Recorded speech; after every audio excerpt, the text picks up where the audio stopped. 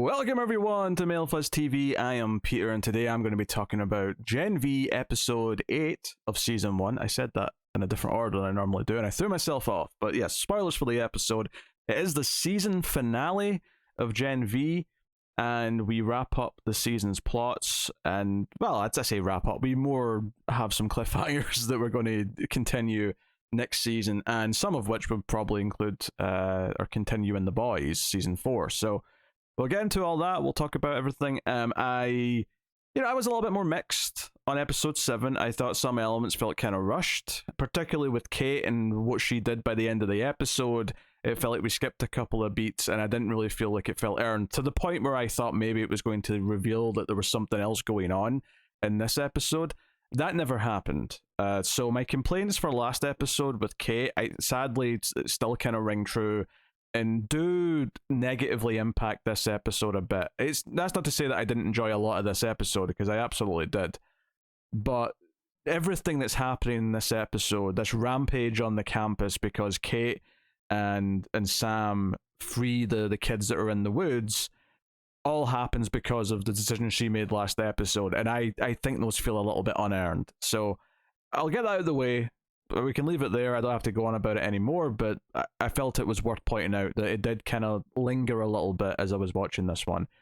Obviously, this one has a lot of action. It's got a lot of carnage. It's got a lot of gore. It's got a lot of supers annihilating other people, mainly humans, but a few super on super violence as well. This plays into Sam going more extreme and becoming more detached, to the point where he actually willingly lets Kate take away his feelings so he doesn't have to feel conflicted, because we see early on he's starting to see his brother, Golden Boy, in his head, and that's like his conscience. Golden Boy's trying to talk him out of hurting innocent people, and Sam is kind of saying they're not innocent, like, these people hurt me, so I'm going to lash out. It's very much kind of like, I think Sam's progression's made a bit more sense to me than Kate's has in the last couple episodes, but he willingly lets Kate take away his ability to fight that. She says, "Do you want me to help?" And does say, don't feel anything, like, just go and get killing. So him making that choice, I like that, because it's not something she's forcing him to do. It's still something he's making the choice to ignore, and it felt like someone making an unhealthy decision about ignoring their conscience or their pain and sort of giving in, kind of thing. I appreciated that. The carnage itself, I think it was quite smart. As much as I said last episode there was maybe a couple too many Boys references that felt a little bit shoehorned in, I think almost everyone in this episode felt really good to me, because they all made complete sense. Either because it made sense that certain characters showed up, like Homelander, when a crisis started on this scale, like, why wouldn't they call in the 7 or whoever's available from the 7 to come and deal with it? So it made absolute sense to call in Homelander. It would have felt almost more out of place if they didn't do something, or if they sort of wrote a reason why, oh, he's busy off doing something. It would have felt maybe a little bit thin. But the one that actually impressed me a little bit more than that was the characters of Ashley, who we've seen popping up throughout the season, so she doesn't feel like a out of nowhere thing to throw in here. And same with the director character, who we know is teaching a class here. He was set up earlier this season. That's a good example of not just relying on the fact that we've seen The Boys and know who he is. They set up that he is here earlier in the season. They set up so they could pay it off, and that's good writing. That's good. So what I liked about them both being here is that when we have all these supers who have been locked in jail cells being freed to go and cause rampage, and one of them, the first one who attacks someone, is literally asking people if they're a super, and if they say no, he just leaves them alone. But if they say yes, he leaves them alone. If they say no and they're a regular human, he kills them. And the fact that that happens, and then we cut straight to Ashley in like a meeting, like talking about stuff and trying to solve problems and whatever, it's like right away. I'm not saying that we as the audience care a lot about Ashley or the director, because they're not likable people. Especially the director, he's a shithead. But because they're established characters who we've had since the start of The Boys, or at least the director may have been a little bit later, but Ashley's been there pretty much the whole time. The director's been here since probably at least early season 2, if not late season 1. all of a sudden it gave us some human characters who were bigger deals. They weren't just red shirts. They're not just people who are in the background. Even like the PR guy in this episode who does get killed eventually by Kate by putting the little bomb in his own mouth and blowing his head up. Even he feels like, oh, he's not that big a deal. But Ashley and the director being here and being in danger and being scared that they're going to be ripped apart, it's kind of like on the main show where whenever Huey's in danger, it's like, okay, he's a human being that is innocent and doesn't have powers. Well, most of the time anyway. Season 3 was a little bit different, but most of the time doesn't have powers and he's vulnerable, so it's very easy to latch our fears onto him. And even on top of him, like MM and Frenchie and like some of the others don't have powers either. There's a nice swath of characters. Whereas this show, far more of the main characters are supers. Far more of the characters have abilities and they have something there. And when you introduce this threat that is specifically targeting non-supers, having the two of the most, well, not two recognizable human characters from the other show that we already know well enough if you have been watching that show. So this is something that is definitely enhanced if you've watched The Boys already, but it still works if you haven't, because they've established both of these characters early in the season. Ashley especially has been recurring. They've called her for things a few times throughout this show. So I thought that was really smart. That was really good. What else have we got to talk about here? We have, obviously, Kate makes the decision to break out the people in the woods. They go around killing people. We see heat vision. We see electric powers. We see teleportation. We see a whole host of different things. I think perhaps more interesting from a character perspective is that, I said last time that it seemed like Emma was against hurting people. And right from the start of this episode, she's very much a we don't hurt people. We want to be good. And I think Marie also carries that forward throughout the episode, where she kind of has a bit of a moment later. It's very quick, but she sort of brings up her sister and says, I used to try and be good to be better so that my sister wouldn't fear me, but ultimately now I don't think I care anymore. I just want to be a good person. And it's this idea of, it doesn't matter if some humans have treated supers really badly. That doesn't mean we can just go around killing them all.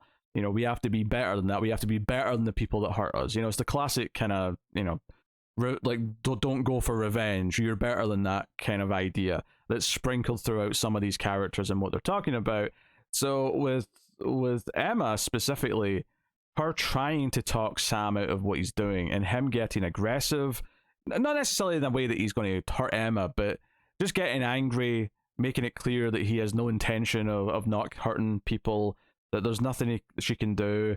He accuses her of only doing things so that people like her, and that's why she even tried to rescue him, and that's why she does everything. And this is something there's a shred of truth in. We know that she has issues with how people look at her. She doesn't like being the one that is just the one who can turn small or whatever. She's been trying throughout the season, and part of the reason why she connected with Sam is that Sam just liked her and didn't have these other expectations of her. And this actually leads to a very interesting ending here, where for the first time in her life, seemingly, she gets small without vomiting, which is very interesting, because obviously we've been comparing it a lot to an eating disorder throughout the show. This idea that she's unlocking her power with emotions and controlling it in a way that doesn't require that. Maybe you could argue, like, it doesn't track, amazingly next to the metaphor still, but in the sense, instead of like feeling you need to starve yourself to feel like you're healthy and thin and slim and beautiful, you just mentally feel like you're healthy, slim and beautiful, and that's effectively what she's done here. Like, inadvertently. Obviously it's not this moment where she's feeling good, she's actually feeling quite bad in this scene, but it's triggered an emotional response. And I actually thought the image of her, because she's still in her clothes, right, but she's tiny, so her t-shirt looks like a big huge robe. She almost looks like an old photo of Jesus or something, with the big like flowing cloak. Although the big shoes do make it even funnier as well, I have to say. So that was Emma's big thing in the episode. Marie, of course, is offered by Ashley that she can just go straight into the 7 if she comes and kills these crazy supers that are killing people, and doesn't want to actually kill Kate or kill Sam or anyone else, but tries to talk her out of it. Andre shows up as well, of course. We'll get to his kind of side of things. Marie's big thing though is that when she has to save the helicopter, which has been safely landed by Andre by this point because it was damaged, another super flew into it like a kamikaze. There's a teleporting super going towards it, going to hurt people, and even though it's Ashley and the director and all that stuff, Marie has to try and stop it. And she looks around, and by this point, there's like a bunch of dead bodies like around the ground, and it makes sense. She's about to like cut her hand. No, that was earlier. Sorry, I'll talk about that scene earlier. That was a good scene. These were two. Marie had two great scenes here in this episode. Later on in it, one is here where she uses the blood of all the dead bodies. She lifts it all up, and she intentionally makes daggers out of it, like she did when she killed her parents, obviously unintentionally. But here she's choosing to do it to save someone and stabs this super. That was a cool moment. It was a really great big visual of like, the powers physically, all this blood floating up around her was very much symbolically saying she's gaining more control. And it was a good power moment, both literal and figuratively. It reminded me of a scene actually late in season 4 of Fringe, which I won't spoil because it's it's a big end of season thing for late in the show, but it reminded me of something from that. The other thing that she was great is she has to fight the invisible dude. I finally heard his name here, Maverick, I think they called him. He is touched by Kate to stop Marie, so he starts fighting her, and I think it's actually quite predictable what she's ultimately going to do here. Although she almost made me think she was going to do something else. When she takes out the knife and she was going to cut herself, I thought she wasn't thinking about just detecting him with his blood, which she does ultimately do. That's what I thought she was going to do, and then she does realize, hey, wait a minute, I can sense blood, I can sense that from him, and we get this great visual of just the blood flowing through his body coming towards her, and she's able to fight him that way. So it did exactly what I thought. I actually, for a second though, I thought what she was going to do instead was cut her hand and basically just splash blood around so that it'd be covered in blood, kind of like Hollow Man, if you've ever seen that. I thought she was going to start doing that, but but my first thought was she'll detect the blood, and then that's what she actually did, which was the right move because she just learned to do that a couple episodes ago, or that was last episode even. So that was a really good moment. I felt like she's getting control. Good stuff. Andre's things, I think this was actually quite this was an intriguing little thing they've added to his character and his father here, actually, where he basically finds out that his dad's condition has been caused by his power use throughout his life, and it's been sort of just casually chipping away at his brain, and now he's not allowed to use his powers. A lot of the superpowers in this show, very much, we talk about eating disorders with Emma, we talk about self-harm with Marie, often they can be compared to drugs or addictions of some kind. And this very much felt like it was more about just basically conditions you can pass down, because there's an immediate concern that Andre might also have the same problem. The doctor asks him if he's seeing blind spots or if he's having like a lightheadedness and things like that. And it does a couple things. First of all, it means that every time he chooses to use his powers, he's knowingly maybe shortening his life. Like, he's making that choice now. That's something that's in the back of his head. And it made me think a lot about people who, grow up in families where the parent has a heart condition, and now you've got a heart condition, and your parent died young or something like that. Like, I was getting that kind of vibe with the superpowers. And even the idea that when he tries to tell his dad that the powers are killing them, the dad just kind of talks over him and tells him to, no, you play by their rules, you make the money and you take care of whatever family you build. Like, I have lots of regrets, but I don't regret taking care of my family. And ultimately, it seems like Andre never actually finishes telling him and giving him this information. But it sounds like he's not allowed to use his powers anymore. Which, yeah, it sounded like, getting old and the doctor telling you you're not allowed to eat certain things, or you're not allowed to do this anymore, or anything like that. I thought that was an interesting little wrinkle in there. It does paint this idea that every time Andre is using his powers, he's literally doing it knowing that he's sacrificing part of his life in a way to use them. Now, clearly his dad was using them for decades as part of the Seven, once upon a time. So he's probably got a good bit of use out of them before he has to worry that much. But it is kind of an interesting thing that ties into the idea of being a hero, is that you're sacrificing for others. And that maybe in this small way, every single time he does use his powers, he's doing that. That's an interesting little wrinkle, I think, to add to his character. But he shows up and helps, like I said, with a helicopter. And even has to fight Sam, which is, it's a pretty simple like fist fight for the most part. The big thing, obviously, towards the end of all, because Jordan's also fighting and getting involved in things, try to wrangle people around. I think Marie's the one who goes and puts the building into lockdown. But the big moment towards the end with Kate and Marie is that when the helicopter's been saved and Marie and Jordan have a moment of being like, hey, we do actually work well together, Kate's walking towards Jordan and is reaching out her hand and is about to touch him. And it's him in this moment. I should say them, but you know what I mean. In the moment, he's in boy form, and she's put her hand out, and Marie, and it's actually a really good moment of tension because it came right after "See, we work well together." I thought it was going to turn into a fight between them, like obviously not but by their choice. But I thought Kate was going to use her powers on Jordan, and we were going to actually see a fight play out, and it was probably going to be heart wrenching because they're getting closer. They're starting to feel things for each other, and Jordan's sort of barriers are coming down. And the idea that Jordan, in some ways, at the start of the episode, was the one who was being the most sort of purely heroic and saying, "No, we can't do this. This is murder. We can't just let people die." Like they were really like coming out on that side of things, and so this moment it felt really tense because you could realize what it could lead to in a second, and then Marie just blows up Kate's arm.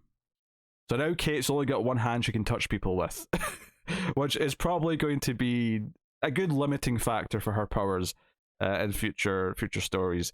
Very curious to see how bitter Kate will be about this, how much she'll hate Marie for this.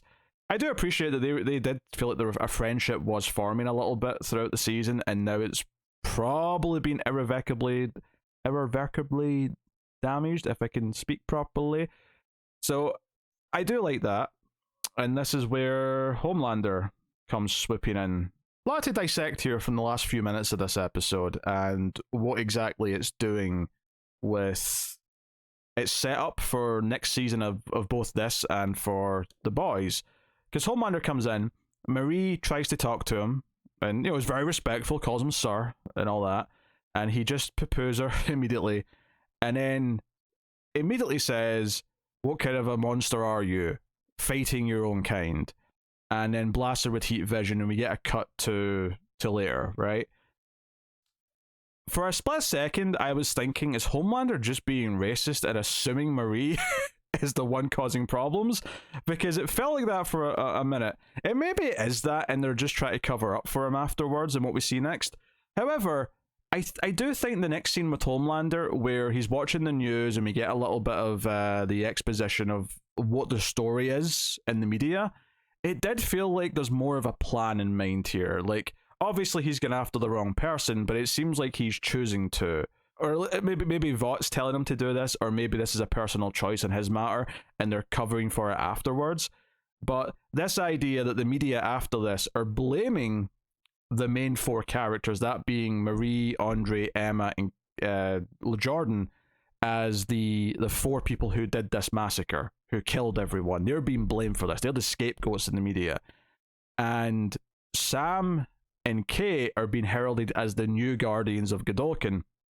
It makes sense given the politics that Homelander's shifting towards, this idea that he wants to promote the people who think they're better than humans. That's what he thinks. That's what he's been inching towards. That's what he's always believed, but that's what he's starting to be more open about.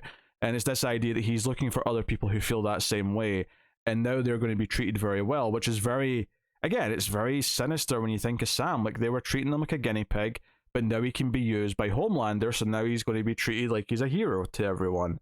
And that might only mess him up more. That could be a lot of very interesting character progression.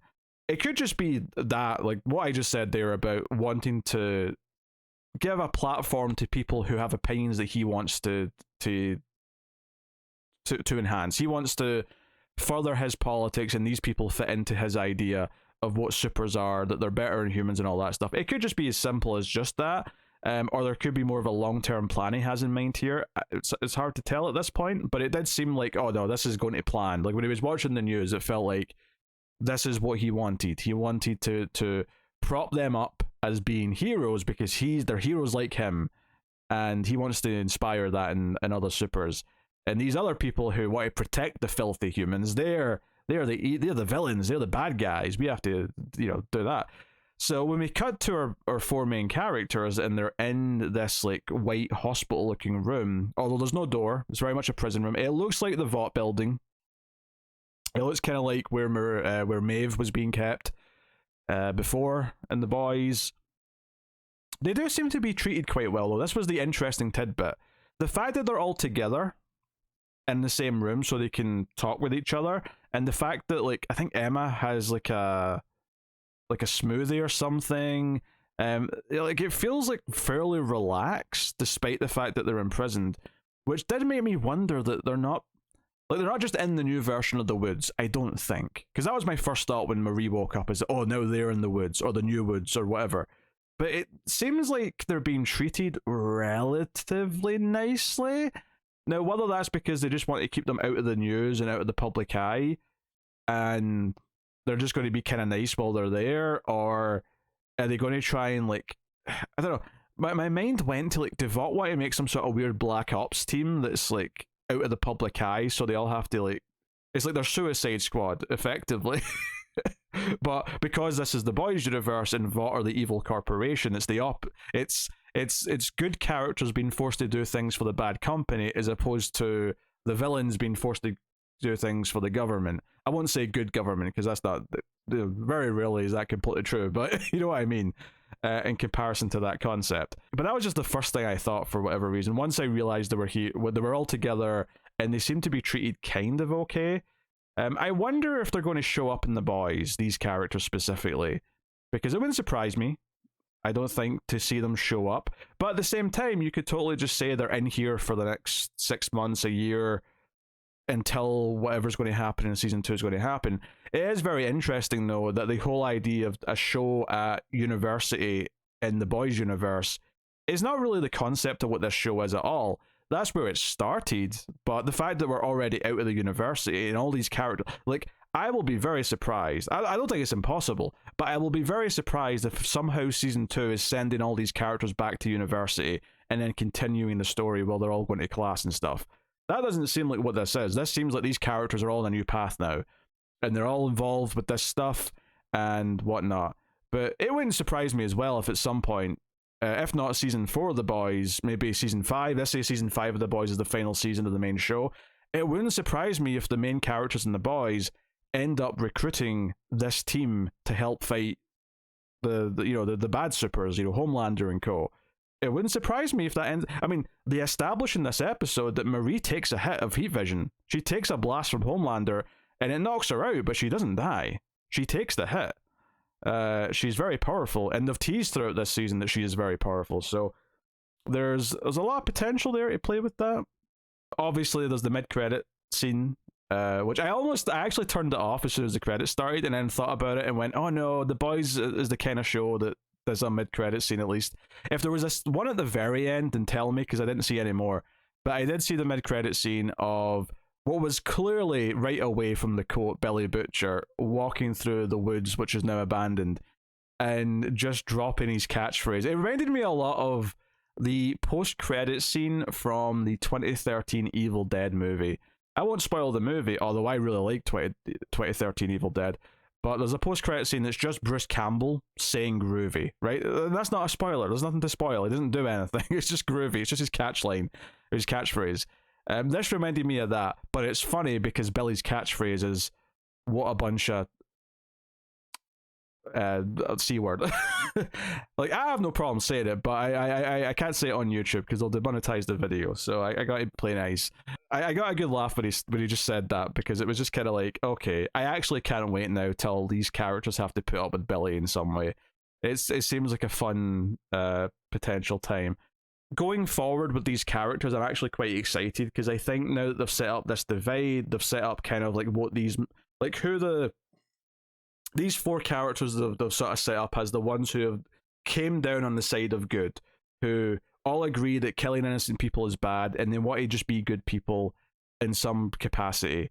We've set up true heroes, and it's entirely possible that, like, even just having these characters like finally meet, like, say, Starlight, because Starlight is also a good person who's a super, and maybe like at some point building a team of just good superheroes who can actually do good things and fight the bad superheroes. But there's a lot of interesting potential with that, and honestly, I think getting away from the university is a wise move.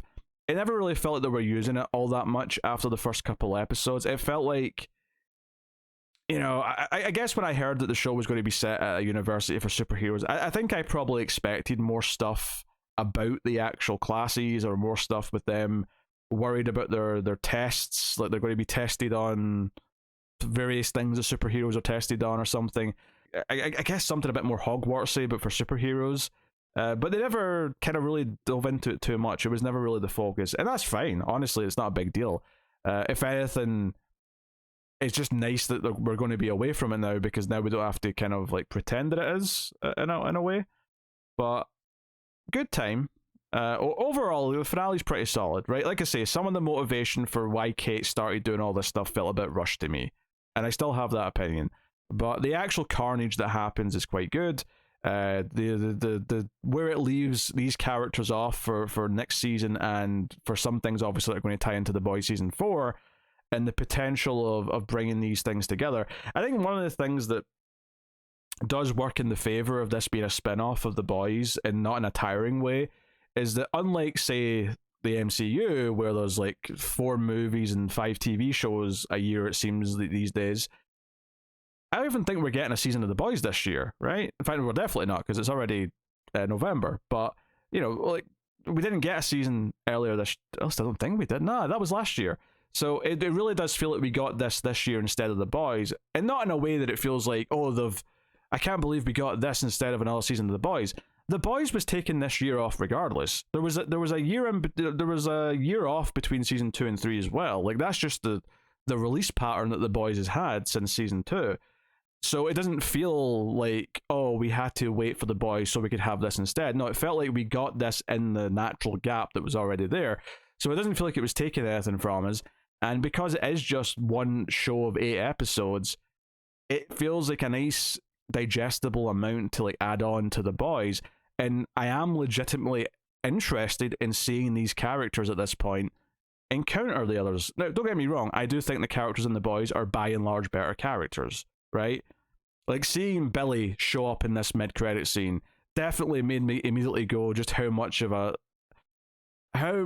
more charismatic and insanely entertaining character he is compared to anyone on this show. And that's not to knock anyone on this show. I've enjoyed Marie and Jordan and Andre and Kate and Emma. Emma's probably the best of the bunch. I think she's been the most well developed. But when I compare them to Billy Butcher or Homelander or Huey and Starlight, it definitely does feel like the B tier in that sense. But it's the sort of thing where it doesn't always have to be that way either, though. Like, if we have another season to develop these characters and we keep going with them, they could develop into something special. I think right now The Boys is still very much clearly the better show, and it probably was always going to be after one season of this. But the trick is that the spin-offs don't necessarily have to become better than the original show. But if you can at least make an argument that maybe it is by the time they're both done, then like they've more than justified their own existence. I'm thinking things like Angel, Better Call Saul, some like Star Trek. I mean, I've not seen enough of Deep Space Nine to say that about Deep Space Nine versus TNG, but like I know that in general the fan base does. I think when you can have that, or Frasier to Cheers is another good example. I think if you can watch it and then there's literally, it's good enough where people are actually, falling on either side of the line. Like, there's 2 camps of people who say one's better or the other's better. If you can get to that point with a spin-off, then the spin-off is more than lived up to its potential, because it's not just a tie-in thing by that point. And I think right now, it's not that far ahead. It's a solid tie-in to The Boys. I've enjoyed the extra carnage. It's got the same sense of humor. It's got a lot of the heart of The Boys has. And hopefully it can keep growing towards being as fully fleshed out as that show is. and maybe we'll get there.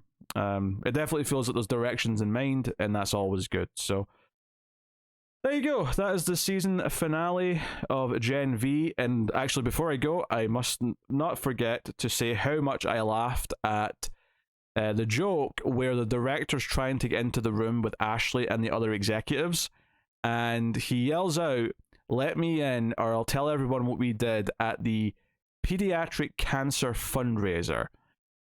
And in the bathroom of that fundraiser specifically, and I let out such a laugh because it's just such a specific place to have like had sex in the toilet, you know, like it's such a specific. It's the most inappropriate place to run off for some dirty sex, and it just made me laugh, and that's obviously why they picked that.